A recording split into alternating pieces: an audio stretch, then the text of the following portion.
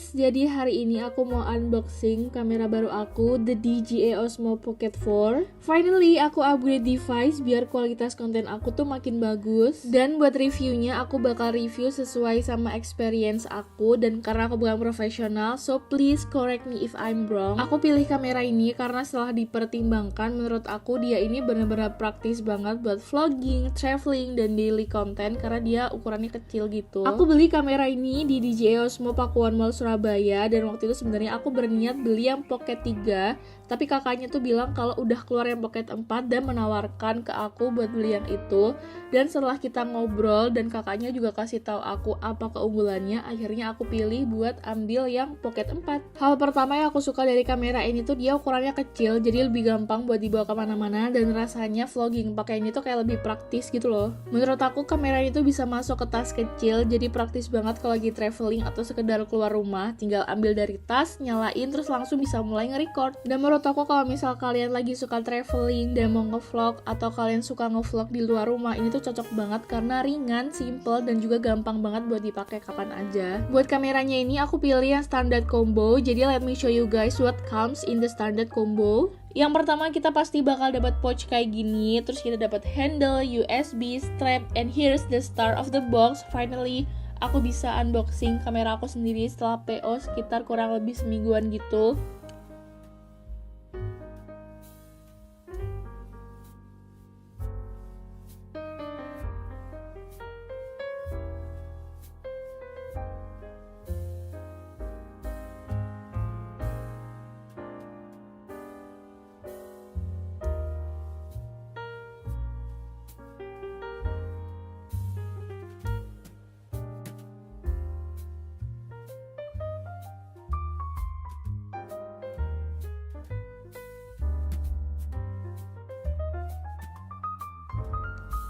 Yang pertama aku mau pasang handle-nya dulu karena menurut aku ini juga bagian penting biar kita bisa lebih nyaman pegang kameranya dan lebih steady lagi waktu nge-record. Jadi itu walaupun kameranya kecil, kita tetap bisa nge-vlog dengan nyaman tanpa takut dia jatuh karena pegangan di tangan tuh jadi lebih pas. Terus yang aku suka dari kamera ini tuh dia bisa dipakai dalam dua mode, yaitu landscape dan portrait, dan menurutku ini tuh praktis banget karena kita bisa langsung adaptasi ke platform yang kita pakai tanpa harus mikirin banyak setting. Control stick di bagian handle ini tuh fungsinya buat ngontrol arah kamera secara manual, jadi kita bisa gerakin kameranya tuh ke atas, ke bawah tanpa sentuh layar, dan bikin framing tuh jadi lebih gampang dan smooth. Di sebelahnya zoom button, di sini ada custom button, jadi kita bisa setting sendiri fungsinya. Buat custom buttonnya ini aku set buat gerakin kameranya ke arah kanan, kiri, atau zoom in, zoom out, jadi aku bisa langsung framing sesuai angle yang aku mau dengan lebih gampang. Untuk setting kameranya aku juga pakai mode Pro di DJI Osmo Pocket 4 ini. Jadi di mode ini tuh kita bisa atur setting kameranya secara manual kayak exposure, shutter, dan lain-lain.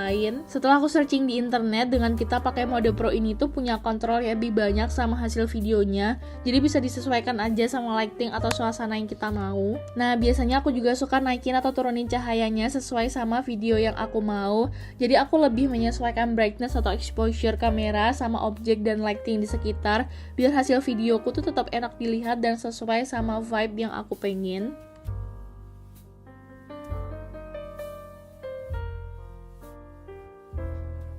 Terus kalau kita swipe layar ke bawah, nanti bakal muncul menu quick setting kayak gini. Nah di bagian ini tuh kita bisa langsung ngatur beberapa kontrol penting kayak pengaturan mikrofon, pergerakan gimbal, sampai ke beberapa kontrol kamera lainnya. Nah di bagian kendalikan gerakan ini tuh kita bisa atur gerakan gimbal kameranya mau yang lebih smooth atau lebih cepat sesuai sama style pengambilan videonya. Di bagian setting kecepatan rotasi ini tuh kita bisa atur seberapa cepat kamera berputar saat digerakkan, jadi bisa disesuaikan biar gerakannya tuh jadi lebih smooth atau lebih cepat. Di sini tuh aku masih mempelajari lagi soal kamera ini, jadi please correct me if I'm wrong. Terus di bagian gimbal mode ini kita bisa pilih cara kamera ngikutin gerakan kita, jadi kita tuh bisa atur apakah kameranya tuh mau tetap stabil atau ngikutin gerakan kita. Kalau kita swipe layar ke atas, di situ kita bisa atur resolusi dan frame rate videonya, jadi tuh kita bisa pilih kualitas video yang kita mau. Misalnya mau 4K atau yang lebih rendah bisa disesuaikan sama kebutuhan. Kalau kita swipe layar ke kiri atau kita pencet gambar kamera yang di ujung itu, kita bisa pilih mode kamera kameranya. Jadi bisa diganti dari video biasa, timelapse, dan beberapa mode lainnya yang bisa disesuaikan sama kebutuhan. Buat setting video portrait ini tuh sebenarnya aku samain sama yang landscape tadi. Jadi tuh hampir semuanya sama. Cuma bedanya di mode portrait ini tuh resolusinya emang paling mentok sampai di 3K aja. Walaupun resolusinya tuh mentok di 3K, menurut aku kualitas videonya tuh udah bagus banget dan tetap tajam, tapi formatnya tuh juga lebih cocok buat video vertikal kayak TikTok, Reels, atau Short. Di mode foto ini tuh juga ada fitur live, jadi mirip-mirip kalau kita lagi foto live dari HP gitu. Jadi pas kita ambil foto, dia juga nangkep beberapa detik momen di sekitarnya. Terus kalau kita swipe ke bawah, nanti bakal muncul beberapa setting tambahan. Salah satunya kita bisa pilih resolusi foto yang kita mau. Di sini nih tuh aku lagi coba buat pakai kameranya langsung buat ngevideoin sekitar. Jadi kalian bisa lihat gimana biasanya aku pegang kameranya waktu lagi ngerekam. Dan kebetulan karena tadi aku udah pasang handle, jadi ini nyaman banget buat dipegangnya. Yang bikin aku seneng sama kamera ini tuh karena dia super praktis banget. Kita bisa dengan cepat switch dari landscape ke portrait tanpa ribet setting-setting ulang. Jadi kalau lagi rekam atau bikin konten tuh semuanya kerasa lebih cepat dan juga simple.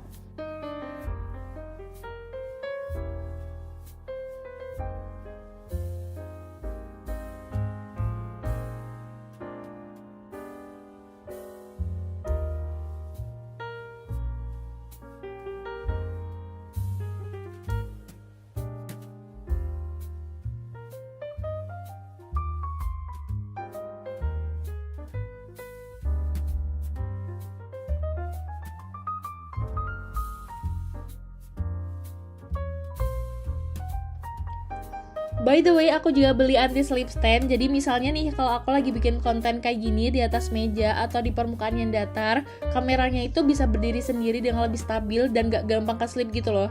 Jadi lebih aman juga kalau misal dipakai buat rekam tanpa harus dipegang terus. Jadi tadi di pertengahan video aku udah nunjukin ke kalian setting kamera ini, dan salah satunya itu ada kontrol pergerakan. Nah, jadi di sini aku mau nunjukin ke kalian kalau kita tuh bisa mulai atau nge-pause videonya cuma pakai pose peace kayak gini. Jadi nggak perlu pencet tombol dan kameranya tuh bisa langsung respon ke gerakan kita.